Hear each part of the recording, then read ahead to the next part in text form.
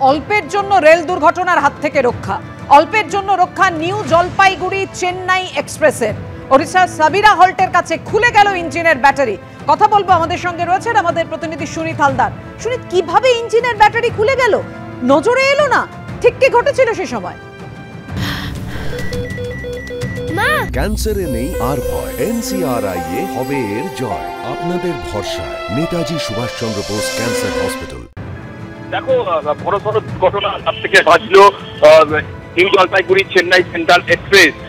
আজ দুপুরবেলা ওই ট্রেনটি যখন নিউ জলপাইগুড়ি থেকে চেন্নাইয়ের দিকে যাচ্ছিল, সেই সময় সরমারাখানা, উড়িষ্যা সরমারাখানা যে আপ লাইনে আছে, সেই স্টেশনের আপ লাইনে ট্রেনটা দাঁড়িয়ে যায়। এবং যেটা জানা গেছে প্রাথমিকভাবে যে ইঞ্জিনের ব্যাটারি খুলে যাওয়ার কারণেই এই বিপত্তি।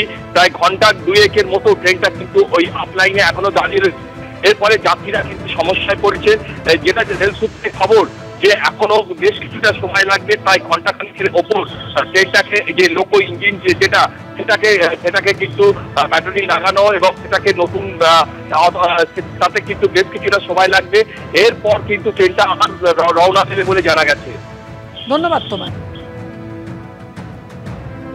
জাল ওষুধ চক্র নিয়ে তোলপাড়ের মধ্যেই কেন্দ্রকে নিশানা তৃণমূল সাংসদ কীর্তি আজাদের। কেন্দ্রের লাইসেন্স পেয়ে জাল ওষুধের কারবার। কেন্দ্র এমন সব সংস্থাকে লাইসেন্স দিয়েছে যাদের মাধ্যমে জাল ওষুধ ছড়িয়ে পড়ছে। নকল স্টেন থেকে জাল ওষুধ নিয়ে এভাবেই কেন্দ্রকে নিশানা কীর্তি আজাদের।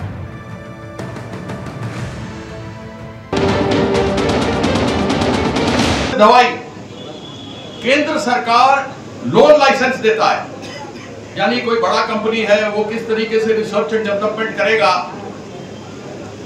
यह लोग चाइना से माल मंगाता है, सेंट्रल गवर्नमेंट से लाइसेंस, लोन लाइसेंस लेता है, माल मंगाता है, स्टेंट लगाता है।